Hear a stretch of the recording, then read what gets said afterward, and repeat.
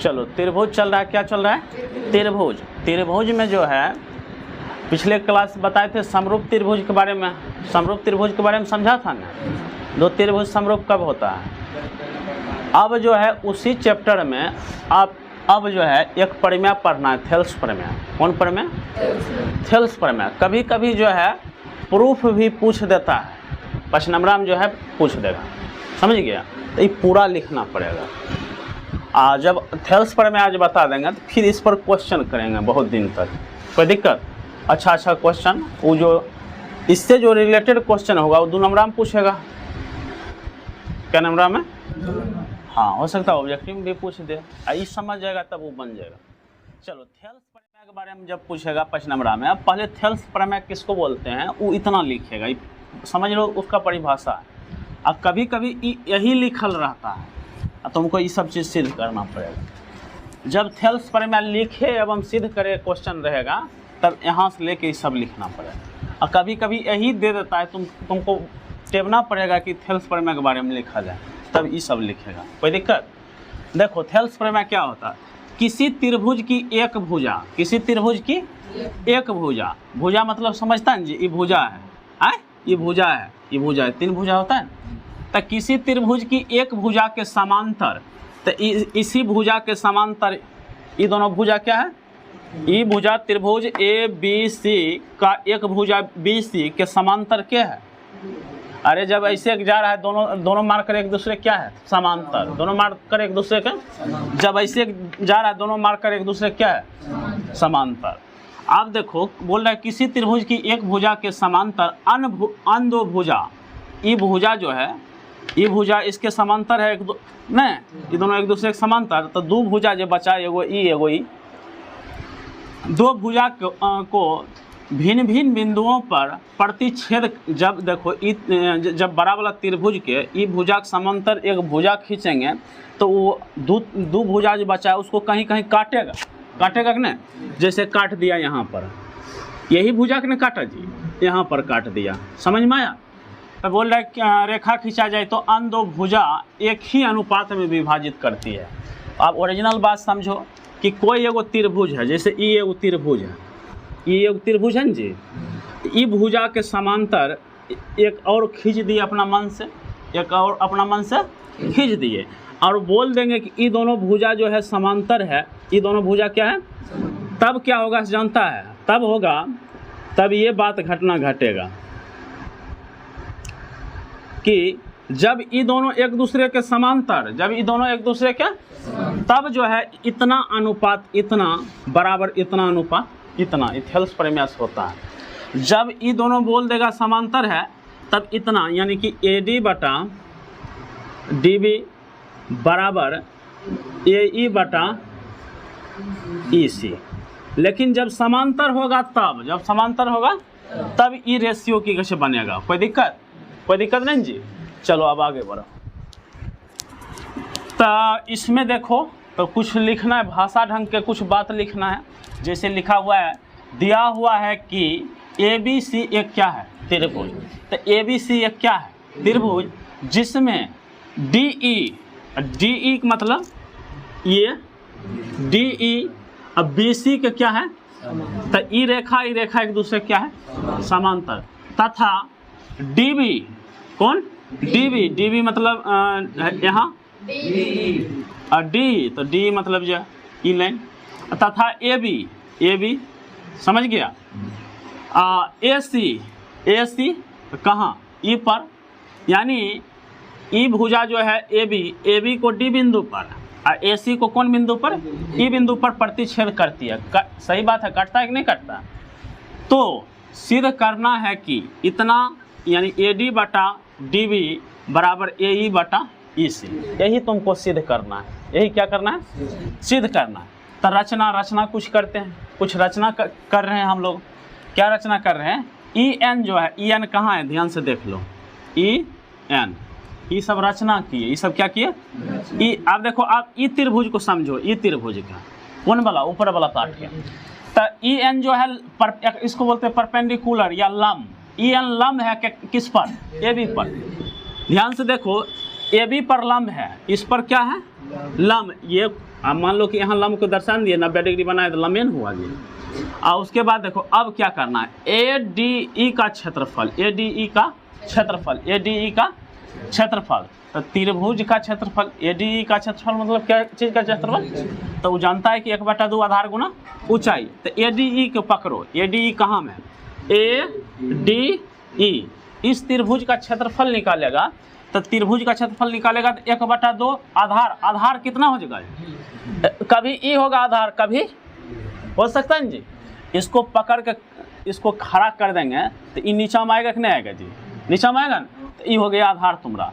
तो आधार की जगह रख दिए क्या चीज़, बोलो क्या रख दिए, AD, लम हो जाएगा ये क्या हो जाएगा, ध्यान से देखो, एकदा E आधार होगा, एकदा E आधार होगा, जिस बार E आधार होगा E लम होगा, और जिस बार E आधार होगा तो E लम होगा। तो बोलो 1/2 AD मतलब ये, तब लम कौन होगा, EN या NE, तो समीकरण 1 बन गया, समीकरण 1 बन गया जी। उसी प्रकार BDE, उसी प्रकार BDE मतलब बुझ गया, आप समझ गया, ये त्रिभुज, कौन त्रिभुज, ये त्रिभुज, तो हो जाएगा फिर इसका भी होगा 1/2 आधार गुना ऊंचाई, 1/2 आधार गुना। अब देखो इसमें ध्यान से देखो, जिसको हम अथी कर रहे हैं, इस त्रिभुज को ध्यान से देखो, आधार कितना है जी, आधार कितना है, आधार है DB, अरे यही आधार है, ये त्रिभुज देखो कैसे बनेगा, समझ में आया। तो ये हो गया D, ये हो गया B, ये हो गया क्या चीज E, तो E आधार नहीं होगा जी, तो आधार की जगह कितना DB, और लम कितना होगा जी, लम कितना होगा, अरे लम जो है इस त्रिभुज में लम, और इस त्रिभुज में लम जो है एक ही होगा, EN लम था, तो इसमें भी कौन सी लम होगा, EN लम होगा, समझ गया, ये त्रिभुज का प्रॉपर्टीज होता है, कोई दिक्कत। अब फिर सोचो, इधर से लेंगे तो DM लम होगा ना, भी कभी DM लम होगा, तो इसमें ई जो त्रिभुज है इसमें भी लम होगा DM, इसमें भी लम होगा कौन, DM। फिर से देखो ई आधार होगा, ई लम होगा, इस त्रिभुज में भी लम ही होगा, और इस त्रिभुज में जो है अगर आधार ई होगा तो DM लम होगा, तब इस त्रिभुज में कौन लम होगा, DM। तो लिख दिए समीकरण 1 समीकरण 2 आ गया, समीकरण 1 समीकरण 2 क्या हुआ, आ गया। अब क्या करेंगे, समीकरण 1 बटा समीकरण 2, समीकरण 1 बटा समीकरण, तो समीकरण 1 तुम्हारे पास जो है और समीकरण 2 जो है, समझ गया। तो ये हो गया समीकरण 1 के LHS, इस समीकरण 2 का क्या चीज़ LHS, दोनों को बटा कर दिए, तो बटा कर दिए त्रिभुज ADE का क्षेत्रफल, तो क्षेत्रफल ADE का क्षेत्रफल, कोई दिक्कत। इधर नीचे हम कौन सी BDE का क्षेत्रफल, BDE का क्षेत्रफल, वो उधर जो उस साइड RHS में इतना बटा इतना, समझ में आया, इतना बटा, अरे भाग दे रहे, समीकरण 1 समीकरण 2 से क्या कर रहे हैं, भाग दे रहे। तो समीकरण 1/2 AD गुना EN बटा 1/2 DB गुना EN की हो जाएगा, कट जाएगा, EN क्या हो जाएगा, कट जाएगा, कटेगा कि नहीं कटेगा जी, बोलो सही बोले गलत बोले, कटेगा ना। जब कट गया 1/2 क्या हो जाएगा, कट जाएगा, तो बचेगा AD बटे कौन सी DB। तो एगो रिजल्ट निकल कर आ गया, जिस प्रकार यहाँ पर एगो रिजल्ट निकल कर आ गया, फिर उसी प्रकार एगो रिजल्ट निकल जाएगा, समझ गया। अब देखो इधर दिखाई देता है पुनः ADE का क्षेत्रफल, ADE का क्षेत्रफल, देखो ADE, फिर काहे ले रहे हैं ADE, एक बात ले लिए थे, फिर दोबारा काहे ले रहे हैं, तो दोबारा इसलिए ले रहे हैं, इसमें देखो ध्यान से देखेगा 4 गो त्रिभुज बना है, 2-2 गो करके हमको लेना है, 2 गो एकदा लिए तो एगो रिजल्ट बना ना, फिर 2 गो लेंगे। अबरी ADE इसलिए ले रहे हैं, ADE इसलिए ले रहे हैं, अबरी लम लेंगे कौन, अबरी लम लेंगे कौन जी, DM, उस बार लम लिए थे E, अबरी लम जब लेंगे DM तब आधार कितना हो जाएगा, AE। तो देखो ध्यान से 1/2 आधार AE DM हुआ। अब जब फिर लेंगे एगो त्रिभुज, एगो अभी जो था एगो ऊपर वाला लिए, एगो नीचे इधर का, एगो ऊपर वाला लिए, एगो लिए ना, अबरी एगो E लेंगे, एगो E लेंगे, समझ में आया। तो CDE का क्षेत्रफल, CDE का क्षेत्रफल, ई पोर्शन, समझ के लीजिए, समझने गया, कोई दिक्कत। अरे ई त्रिभुज का क्षेत्रफल, अभी पहले ले ली ई त्रिभुज का, अब दोनों का क्या करेगा, दोनों को भाग कर दो, भाग इतना बटा इतना। देखो फिर यहाँ जो है ये दोनों क्या हो जाएगा, कट जाएगा। फिर यहाँ भी डीएम डीएम क्या हो जाएगा, कट जाएगा। तो बच जाएगा ए ई बटे कितना। कोई दिक्कत जी, कोई दिक्कत। अब देखो ध्यान से देखो, तो बी डी ई का क्षेत्रफल और सी डी ई का क्षेत्रफल बराबर होगा। बी डी ई का क्षेत्रफल और सी डी ई का क्षेत्रफल, तुम ध्यान से देखेगा तो ये पोर्शन बराबर लिखा देता होगा। अभी जिसको हम रंग रहे ये पोर्शन देख लिया, अच्छा से देख लिया, नज़र चल गया वहाँ। अच्छा ई पार्ट और है ई पार्ट, बोलो नहीं कहेगा कि सर जी बराबर यही है, नहीं लग रहा है जी। ये दोनों एकड़ क्षेत्रफल और एकड़ क्षेत्रफल नहीं लगता बराबर, तब बराबर है, तब बराबर।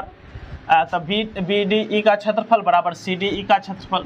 तो आप बोलो बी डी ई का क्षेत्रफल कितना, बी डी ई का क्षेत्रफल कितना बोलेगा, ए डी बटे डी बी या B D. C D E का क्षेत्रफल, कोई दिक्कत, बस दोनों बराबर हो गए। यही तुमको सिद्ध करना था, यही तुमको क्या करना था, सिद्ध करना था। बताओ समझ में आया। एकदम आएगा 30% समझ, 30% समझ में आया। दूध घर में अपने से करेगा ना। देखो भाषा भले कि कैसे जो है सेट करना पड़ेगा दिमाग में, बाकी जो समीकरण है ना अपने से निकाल लेगा। बाकी समीकरण एकदम और संक्षेप में बता देंगे, कोई दिक्कत। चल अभी थेल्स प्रमेय बताएं जी। थेल्स प्रमेय देखो एकदम फिर से शॉर्ट में रिवाइज करा। थेल्स प्रमेय क्या कहता है, थेल्स प्रमेय बोलता है कि कोई भी त्रिभुज है, उसमें एक भुजा के समांतर कोई रेखा, जैसे ई भुजा के समांतर, जैसे ई भुजा के समांतर ये है ना, अगर है तब ए बी सी, इसको डी मान लो, इसको ई मान। अगर समांतर है यानी कि डी ई बी सी के समांतर है, पहले ये बात होना चाहिए, ये नहीं कि मने मन बूझ लेगा, मने मन नहीं बुझा जाता है। पहले खोल के बोल देगा कि बी सी रेखा के समांतर कौन रेखा, तब तुम क्या कर सकता है। अगर ये है तब ए डी बटा डी बी, ए ई बटा ई सी। गलत बोले सही बोले, बोलो। अगर ये बात होगा तब ऐसे लिख सकते हैं। ये बोलता है थेल्स प्रमेय। थेल्स प्रमेय का विलोम क्या बोलता है, जब ई हो जाएगा तो ई लिख दो। समझ गया, अभी समझ में आया जी। तो उसी प्रकार जो है सेम देखो, इसी पर हम बैठाते हैं कि नहीं बैठाते हैं। इसमें x का मान पूछ रहा है, क्या चीज़ का मान, और बोल दिया कि डी ई जो है बी सी के क्या है, समांतर। देख लो जब डी ई बी सी एक दूसरे के समांतर है, तब तो हम लिख सकते हैं क्या चीज़, ए डी बटा डी बी, ए डी बटा डी बी, ए ई बटा, बोलो किसको किसको समझ में आ गया, सब मजा लेना है जी। चलो ऐसे लिख सकते हैं, जब समांतर है तो कहीं लिख सकते हैं जी, लिख सकते हैं कि नहीं। ये कौन बोलते हैं, ये थेल्स जी बोल रहा है। ये क्या बोल रहे हैं, थेल्स प्रमेय। बुझिए इंसान कैसे थे कि एगो चीज़ बोल दिए और तुम घस रहा है उसको, क्या कर रहा है। तभी एक प्रमेय सिखाए, वही बेहतर प्रमेय। जब डी ई बी सी के समांतर होगा तो ऐसे लिख सकते हैं कि नहीं।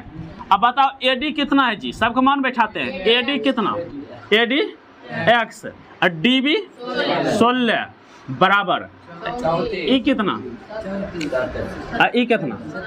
आप देखो कॉमन सेंस लगे भी आंसर की हो जाए, कॉमन सेंस लगाएगा आंसर क्या हो जाएगा। आप देखिए ध्यान से, यहाँ से यहाँ कट गया, क्या दाम है, तो आइजो ऐसा संख्या रखना चाहिए कि एक रास कट जेते, क्या दाम है, बात समझ में लो जी।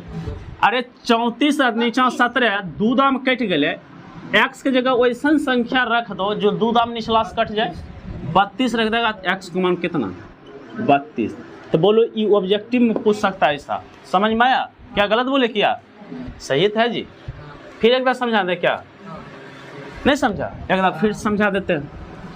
देखो ए डी कितना जी, ए डी एक्स और ई कितना 16 बराबर ई 34 बराबर कितना, अरे एल ई जितना है इतना ई होना चाहिए, बात समझा। ई जितना है उतना, अरे नीचा में जो है उसका दोगुना ऊपर में है, जो नीचा में जो है उसका दोगुना, तो एक्स बराबर कितना, समझ में आया कि नहीं आया।